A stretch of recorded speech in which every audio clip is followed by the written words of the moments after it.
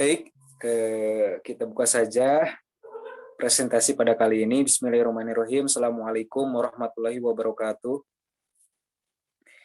Bismillah walhamdulillah, salatu wassalamu ala rasulillah, wa ala alihi washabihi wa mawalah. Bapak dosen pengampu, Bapak Arif Farizal Rasid MAG yang kami hormati, rekan-rekan, semuanya yang saya banggakan dan saya cintai. Puji dan syukur kita panjatkan kehadirat Allah Subhanahu wa Ta'ala atas berkat rahmat dan hidayahnya kita senantiasa diberikan kesehatan dan keselamatan. Serta dimanapun teman-teman berada, saya harap teman-teman semuanya senantiasa diberikan kemudahan dalam menjalankan aktivitasnya sehari-hari. Salawat dan salam semoga tetap terus dilimpahkan pada Nabi Muhammad SAW, pada keluarganya, sahabatnya, dan juga kita selaku umatnya, mudah-mudahan mendapatkan syafaatnya. Amin ya rabbal alamin. Hadirin semuanya yang kami hormati, perkenankan kami dari kelompok 12 memaparkan hasil diskusi kami terkait dengan Islam dan kebangsaan. Sebelumnya perkenalkan saya dan Sobandi sebagai moderator bersama dua rekan saya. Yang pertama Delia Agustina, kemudian Adisa Nuraisyah. Untuk mengefektifkan waktu, kita buka saja presentasi ini dengan mengucapkan Bismillahirrahmanirrahim. Untuk materi pertama itu akan disampaikan oleh Adisa Nuraisyah. Kepadanya saya persilakan, saya harap teman-teman bisa menyimaknya dengan baik. Kepada Adisa, saya persilakan untuk menyampaikan materi pertama. Terima kasih kepada moderator yang telah memberi kesempatan kepada saya untuk menyampaikan materi. Langsung saja ke materi Islam dan kebangsaan. Tujuan akhir pendidikan Islam terletak pada ketundukan yang sempurna kepada Allah, baik secara pribadi, komunitas, maupun seluruh manusia. Hal itu seirama dengan tujuan pendidikan nasional untuk mencerdaskan kehidupan bangsa dan mengembangkan manusia Indonesia yang beriman dan bertakwa kepada Tuhan Yang Maha Esa, berbudi pekerti luhur, memiliki pengetahuan dan keterampilan, kesehatan jasmani dan rohani, kepribadian yang mantap dan mandiri, serta rasa tanggung jawab kemasyarakatan dan kebangsaan. Salah satu perwujudan nilai-nilai tanggung jawab kemasyarakatan adalah dengan cara cinta tanah air. Cinta tanah air. Cinta tanah air dalam konsep Islam disebut hubul watan minal iman, yang artinya cinta tanah air sebagian dari iman. Cinta tanah air tidak bertentangan dengan prinsip-prinsip agama. Manifestasi cinta tanah air diwujudkan dengan menjaga lingkungan hidup, mengenal wilayah tanah air, dan mencintai produk dalam negeri agar tumbuh rasa nasionalisme. Cinta Nabi Muhammad kepada tanah tumpah darahnya tampak ketika meninggalkan kota Mekah dan berhijrah ke Madinah. Sambil menengok ke kota Mekah, Rasulullah berucap, "Demi Allah, sesungguhnya engkau adalah bumi Allah yang paling aku cintai. Seandainya bukan yang bertempat tinggal di sini mengusirku, niscaya aku tidak akan meninggalkannya." Selain itu, ada sebuah riwayat yang menerangkan bahwa Nabi Muhammad pernah memohon kepada Allah, "Wahai Allah, cintakanlah kota Madinah kepada kami sebagaimana engkau mencintakan kota Mekah kepada kami bahkan lebih." Hadis riwayat Bukhari, Malik, dan Ahmad.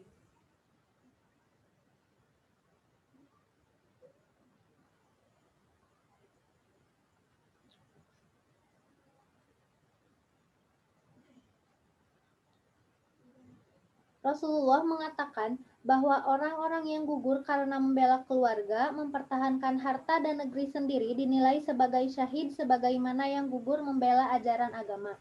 Firman Allah dalam surat Al-Mumtahanah ayat 8-9, Allah tidak melarang kamu untuk berbuat baik dan berlaku adil terhadap orang-orang yang tidak memerangimu karena agama dan tidak pula mengusir kamu dari negerimu. Sesungguhnya Allah menyukai orang-orang yang berlaku adil. Sesungguhnya Allah hanya melarang kamu menjadikan sebagai kawanmu orang-orang yang memerangimu karena agama dan mengusir kamu dari negerimu, dan membantu orang lain untuk mengusirmu.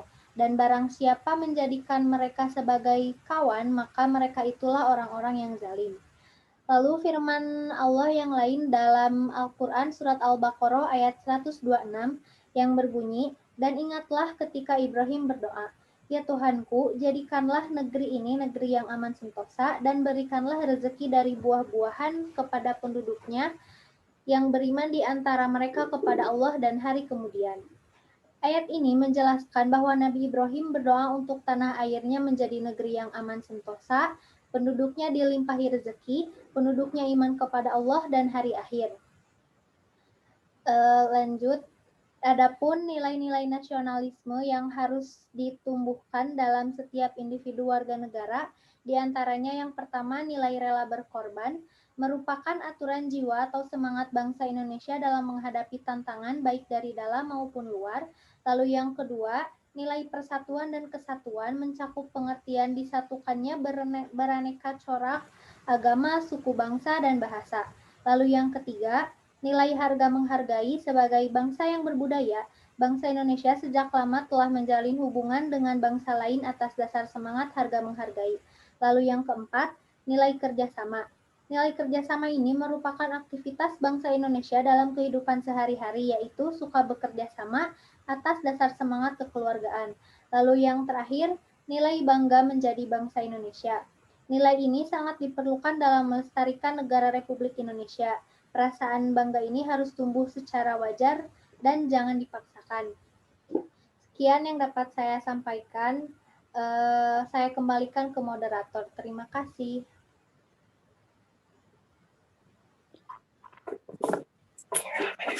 Terima kasih kepada rekan Adisa sebagai penyaji pertama.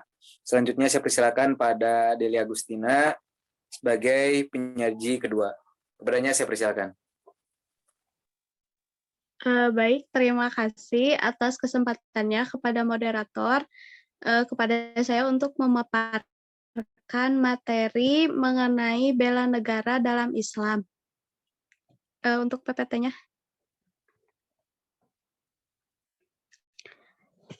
Pendidikan bela negara merupakan salah satu ikhtiar dan amal usaha dalam mempertahankan negara dari berbagai ancaman, tantangan, dan gangguan terhadap bangsa dan negara Indonesia.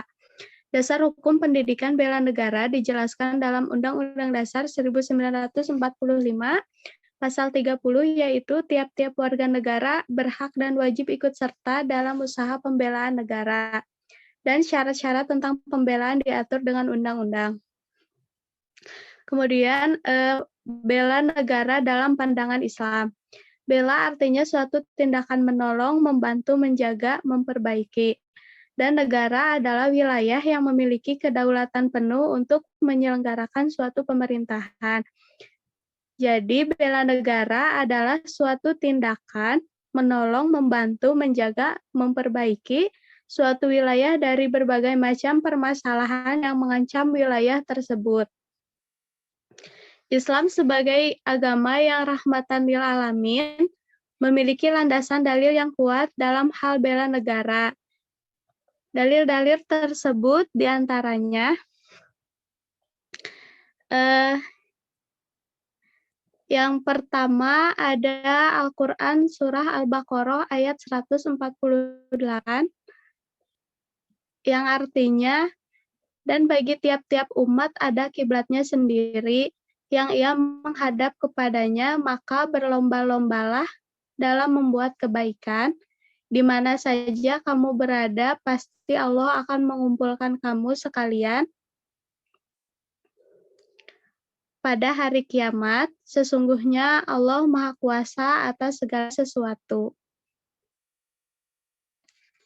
Dan yang kedua yaitu Al-Quran Surat Al-Ma'idah ayat 2, yang artinya, dan menolonglah kamu dalam mengerjakan kebajikan dan takwa, dan jangan tolong-menolong dalam berbuat dosa dan pelanggaran. Dan bertakwalah kamu kepada Allah, sesungguhnya Allah amat berat siksanya. Dan yang ketiga yaitu ada Surat An-Nisa ayat 59, yang artinya, wahai orang-orang yang beriman, taatilah Allah dan taatilah Rasul Muhammad dan ulil amri, pemegang kekuasaan di antara kamu. selanjutnya.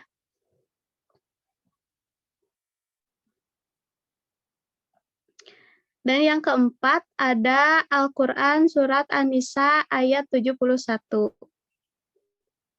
Yang artinya, wahai orang-orang yang beriman, bersiap siagalah kamu dan majulah ke medan pertempuran secara berkelompok atau majulah bersama-sama. Dan ada beberapa hadis. Yang pertama, hadis riwayat Bukhari, yang artinya orang mukmin bagi mukmin lainnya bagaikan sebuah bangunan yang bagian-bagiannya saling menguatkan. Dan hadis riwayat Bukhari yang artinya mengindahkan dan taat adalah wajib atas orang Islam, baik dia senang atau tidak, selagi tidak diperintahkan berbuat durhaka. Jika diperintah kepada yang durhaka, maka tidak harus mengindahkan dan taat. Dan yang terakhir yaitu ada hadis riwayat Abu Daud, yang artinya sebaik-baik kalian adalah pembela negaranya. Selama pembelaan bukan dosa, tapi pembelaan negara karena fanatisme buta, apalagi menimbulkan sikap superioritas dan pelecehan. Nabi mengistilahkan hal itu dengan asyabiyah yang diharamkan. Dari beberapa dalil di atas, dapat disimpulkan bahwa dalam Islam ini untuk bela negara itu sangat dianjurkan. Wujud dari kegiatan bela negara dapat berupa ketaatan kepada pemimpin yang dalam istilah Islam disebut ulil amri, yaitu orang yang diserahi tanggung jawab untuk mengurusi persoalan suatu kaum. Apabila ulil amri menyeru kita untuk amar ma'ruf dan nahi mungkar buat menegakkan agama Allah, maka kita sambut dan kita laksanakan. Jika ulil amri memerintahkan kita untuk membantu orang yang terkena bencana seperti gempa bumi, banjir, kita pun wajib mengikutinya. Begitupun jika ulil amri memerintahkan kita untuk melakukan bela negara, maka kita pun wajib melaksanakannya. Kegiatan-kegiatan bela negara disusun oleh ulil amri biasanya dalam bentuk undang-undang dan peraturan. Maka jika undang-undang tersebut tujuannya untuk kemaslahatan dan tidak bertentangan dengan hukum Islam, maka setiap warga negara wajib untuk melaksanakannya. Di antara contoh-contoh peraturan tersebut adalah peraturan tentang menjaga kelestarian lingkungan, wajib belajar, ketertiban tata kota, pemberantasan korupsi, dan lain sebagainya. Next.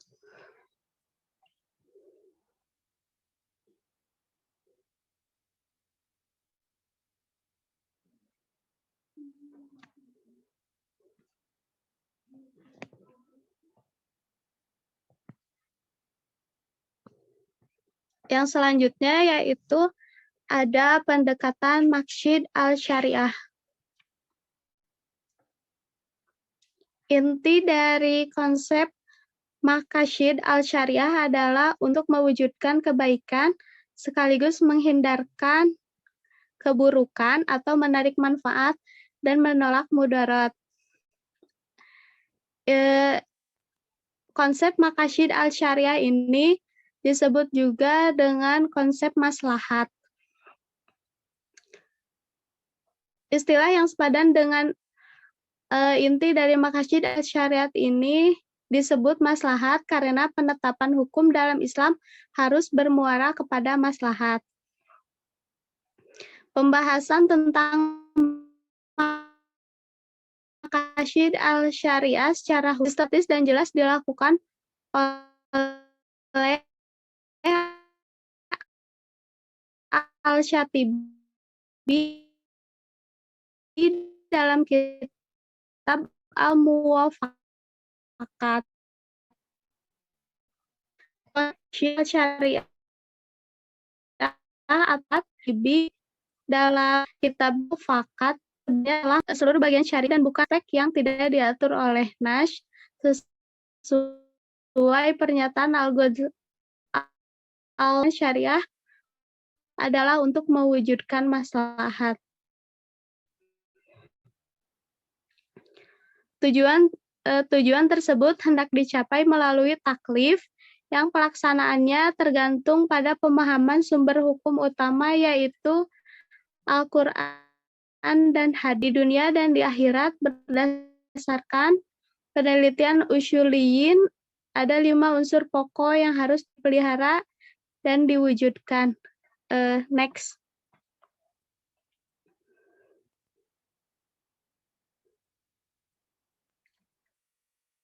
Ada 5 unsur pokok yang harus dipelihara, yaitu yang pertama agama, yang kedua akal, yang ketiga jiwa, yang keempat keturunan, dan yang kelima harta.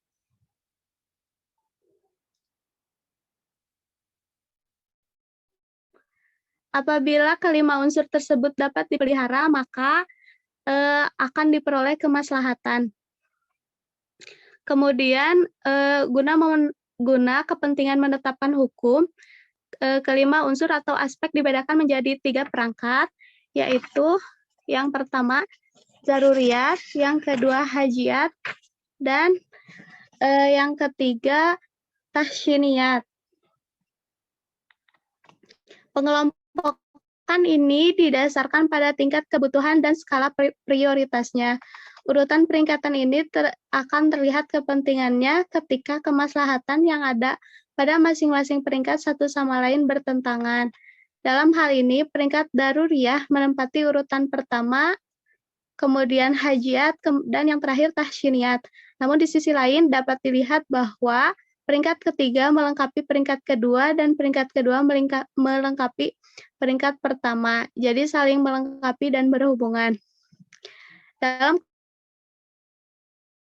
konteks bela negara, menjaga dan memelihara negara merupakan kebutuhan yang bersifat esensial bagi kehidupan manusia. Kebutuhan yang esensial itu apabila negara tidak kondusif akan menyebabkan terganggunya eksistensi agama, jiwa, akal, keturunan, dan harta bagi warga negara. Sekian yang dapat saya sampaikan. Saya kembalikan kepada moderator.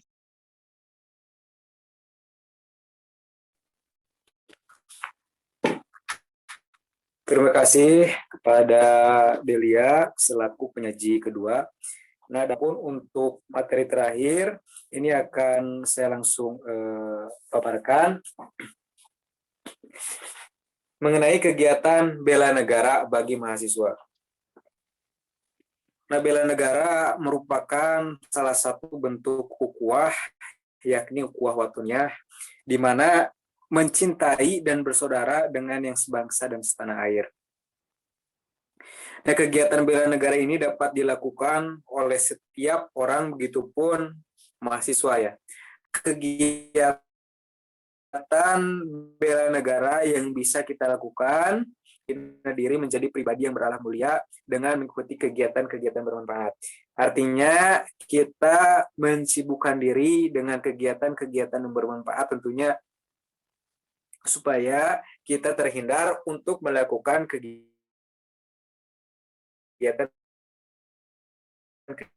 kegiatan yang katakanlah senantiasa melaksanakan amanah dari kedua orang tua. Ini sudah jelas ya, bahwa hakikatnya amanah dari orang tua, perintah dari orang tua itu terbaik untuk anaknya. Jadi kita sebagai anak berbakti sudah seharusnya untuk menaati segala amanah dari orang tua. Itu selanjutnya ikut serta dalam menjaga keamanan di lingkungan rumah, kampus, dan masyarakat. Dan jika teman-teman sudah mulai berkontribusi dari sekarang dalam menjaga keamanan di lingkungan rumah, seperti halnya menggantikan ayah dalam ronda, ataupun menjadi panitia keamanan di lingkungan, kemudian berkontribusi juga dalam kegiatan-kegiatan kampus yang tentunya berorientasi pada kebaikan, itu teman-teman sudah melakukan bentuk pembelaan negara gitu ya, dan mulai yang terkecil. Nah, sebelum teman-teman melakukan perubahan besar, alangkah baiknya teman-teman melakukan perubahan ataupun menjadi promotor lah dalam kegiatan-kegiatan kecil yang tentunya bermanfaat. Selanjutnya dapat ikut serta membantu korban bencana alam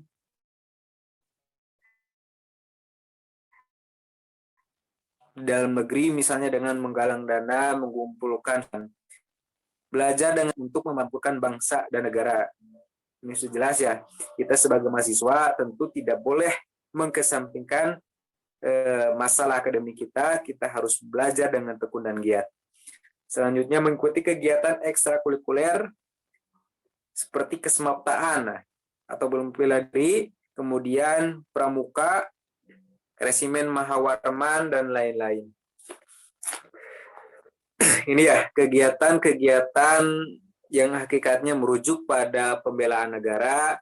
Ini kita bisa lakukan di kampus, di mana kampus menyediakan beberapa ekstrakurikuler. Kesemaptaan seperti bela diri itu ada banyak sekali cabang kategori bela diri, khususnya di kampus kita, kampus Universitas Ilmu dan ada PBN, Pendidikan Bela Negara. Nah, dengan PBN ini hakikatnya memupuk serta meningkatkan rasa cinta tanah air mahasiswa pada negara Indonesia.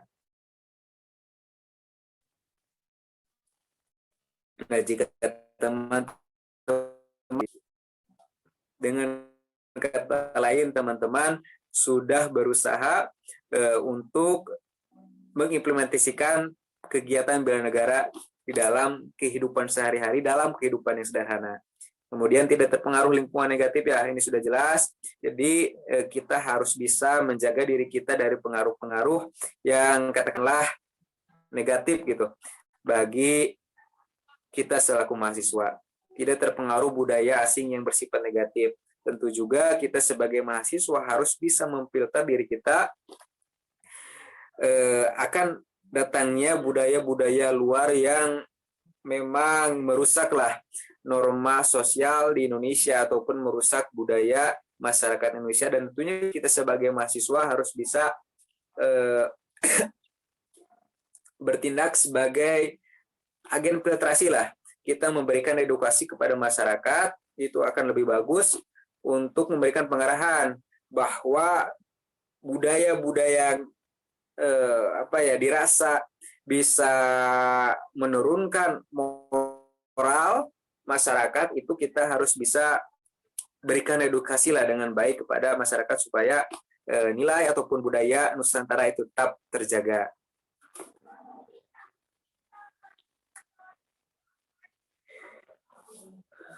Nah, itu ya bentuk implementasi dari kegiatan bela negara di lingkungan mahasiswa kita lakukan dari hal yang sederhana.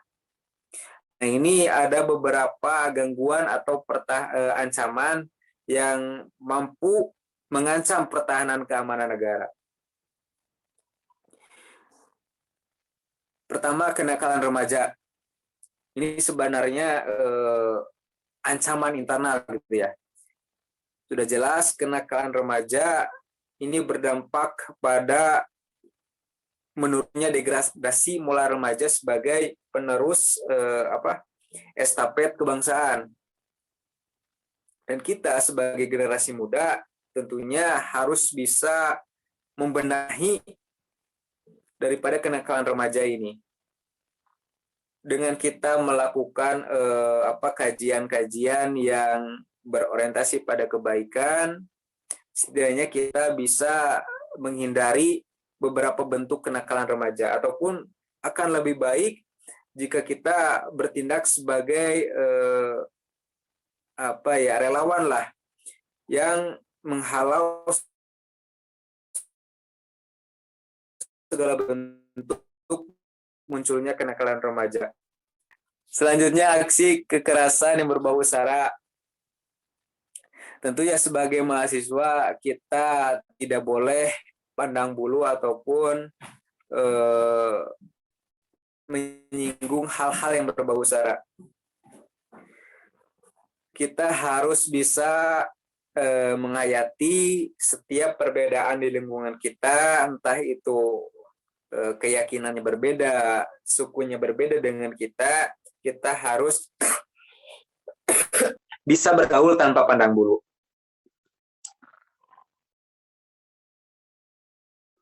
Selanjutnya ada pelanggaran wilayah negara baik di darat, laut, udara, dan luar angkasa. Ini sudah ada dalam tanggung jawab prajurit terkuat Nusantara yakni TNI, bahwa setiap gangguan yang mengancam keutuhan negara Indonesia, baik itu di darat, baik itu di laut ataupun di udara, garda terdepan dalam penanganan yang mengganggu keutuhan negara adalah TNI dan Polri gitu. Nah, selanjutnya sebagai elemen pendukung, kita juga punya kewajiban untuk membantu mempertahankan kedaulatan negara kita. Selanjutnya gerakan separatis pemisahan diri dengan tujuan membuat negara baru. Ini banyak terjadi di Orde Baru ya gitu. Di mana dikatakan bahwa itu banyak sekali gerakan separatis yang memang ingin GAM, teman-teman, Gerakan Aceh Merdeka ataupun OPM di Papua,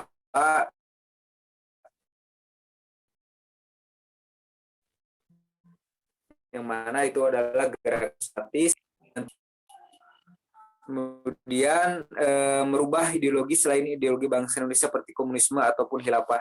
Nah ini yang paling berbahaya gitu ya, dimana saya analogikan gitu ya, yang paling bahaya itu bukan terorisnya tapi ideologinya. Contoh, ISIS itu katakanlah kedudukannya ada di Timur Tengah, tapi ideologinya bisa saja ada di Indonesia. Nah, kemudian apa yang paling ampuh untuk membunuh ideologi yang tidak sesuai dengan Pancasila kita?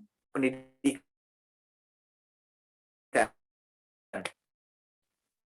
Jawabannya adalah pendidikan. Di mana kaum pelajar ini memfilter ideologi yang bertentangan dengan Pancasila gitu ya. Sehingga kita bisa sama-sama menjaga bahwa ideologi Indonesia adalah ideologi yang harus ditanamkan kepada seluruh kaum pelajar Indonesia. Jangan sampai ideologi mereka terganggu ataupun tergantikan dengan ideologi yang bertentangan dengan ideologi negara kita. Kemudian ada kejahatan dan gangguan lintas negara. Ini sudah tentu mengganggu pertahanan keamanan negara. Namun dengan sigap TNI itu biasanya bertindak dalam menghalau segala bentuk kejahatan dan gangguan lintas negara. Kemudian pengurusakan lingkungan ya. Dan selanjutnya rasa cinta tanah air terhadap rasa cinta tanah air pada Indonesia ini gitu ya. Segala bentuk ataupun kalau misalkan di wilayah laut ada perusakan terumbu karang, apapun bentuknya yang merusak lingkungan, merusak tanah air kita, itu kita harus bisa kita harus bisa bertindak dalam menghalau ataupun dalam menghentikan segala kerusakan lingkungan. Kita lakukan dalam kapasitas kita sebagai mahasiswa. Selanjutnya memiliki pemahaman dan atau terlibat dalam aktivitas yang mengindikasikan sikap intoleran, eksklusif, radikalis, dan terorisme. Ini sudah jelas, sehingga di lingkungan universitas, di lingkungan organisasi mahasiswa biasanya untuk menghalau timbulnya sikap intoleran, kemudian pemikiran yang radikalis, pemikiran yang eksklusif ataupun bertentangan dengan yang seharusnya, itu biasanya dibuat diskusi ataupun forum untuk mengantisipasi timbulnya gerakan-gerakan yang bisa mengganggu ideologi mahasiswa yang seutuhnya, ideologi mahasiswa yang sebenarnya gitu. Biasanya mahasiswa melakukan kajian supaya bisa menghindari ataupun paham-paham yang radikal ini ataupun gerakan yang teroris, atau katakanlah ya, mudah-mudahan kita dijauhkan, itu tidak masuk pada lingkungan pendidikan, utamanya lingkungan kampus gitu ya. Nah kemudian untuk meningkatkan pemahaman mahasiswa juga supaya tidak salah dalam penafsiran ataupun memahami sesuatu, itu biasanya rutin dilakukan kajian seperti itu ya. Nah, itu mungkin beberapa tindakan yang bisa kita lakukan sebagai mahasiswa dalam upaya pembelaan negara. Kemudian tadi disampaikan juga ada beberapa bentuk ataupun ancaman gangguan yang mengganggu pertahanan keamanan negara. Mungkin sekian pemaparan materi dari saya. Nah ini ya materi ketiga ini sekaligus menjadi materi terakhir. Apabila teman-teman ada yang kurang paham ataupun perlu ditanyakan, silakan bisa bertanya melalui kolom komentar. Akhirnya kami undur diri dari kelompok 12. Mohon maaf bila mana banyak kekurangan. Wassalamualaikum warahmatullahi wabarakatuh.